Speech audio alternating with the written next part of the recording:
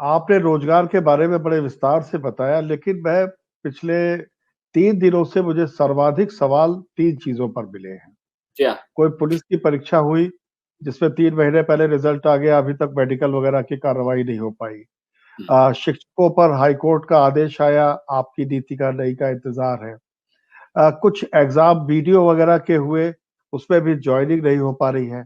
आपको लगता है परिणाम और ज्वाइनिंग के बीच के गैप को पाटा जा सकता है? उसके लिए क्या योजना है आपके पास? देखिए, सबसे पहले पुलिस की भर्ती का है।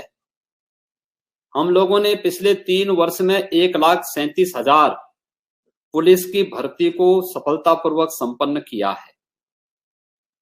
और पुलिस की भर्ती की इस कार्रवाई को हम सफलतापूर्वक संपन्न करने में इसलिए सफल हुए क्योंकि हमारे पास तो प्रदेश में कुल पुलिस ट्रेनिंग स्कूलों की क्षमता 6,000 की थी।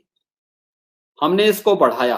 आज के दिन पर हम 12,000 की ट्रेनिंग एक साथ कर सकते हैं, लेकिन हमें भर्ती ज्यादा करनी थी, इसलिए हम लोगों ने पैरामिलिट्री और अन्य स्टेट के ट्रेनिंग सेंटर भी लिए।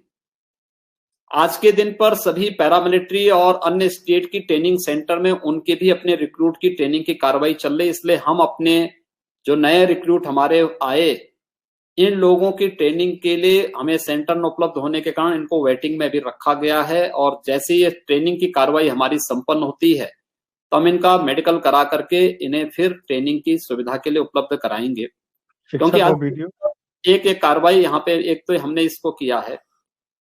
200 शिक्षकों की भर्ती का जो व्यवस्था है, देखिए, जो हम कहते थे और सुप्रीम कोर्ट ने जो कहा था कि मेरिट के आधार पर और अच्छे शिक्षकों की तैनाती होनी चाहिए, हम लोगों ने उसी चीज को कहा। मेरिट को हम लोगों ने, जो जनरल मेरिट थी वो 65% तक लेके गए और रिजर्व कैटेगरी को 60% का हम लोगों ने दिया। अब मेरिट को ऊपर नीचे, भाई हमारे पास 69,000 शिक्षकों की भर्ती हमें करनी है। 69,000 शिक्षकों की भर्ती की प्रक्रिया को पूरा करने के लिए पहली बार हमने वांट निकाली थी, तो उसमें केवल 1,05,000 लोगों ने आवेदन किया। जब रिजल्ट सामने आया तो उसमें केवल 41,000 लोग पास हुए। हम लोगों ने उनको ज्वाइन करा दिया।